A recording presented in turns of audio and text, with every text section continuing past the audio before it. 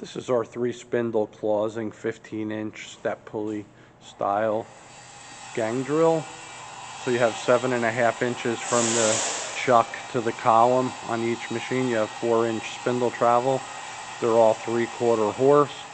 The table overall is 20 by 60 with 16 by 60 of it being working. Going to bring on each spindle for you. Spindle 1. Spring working well. Spindle 2. Same. Spring good. And the final spindle.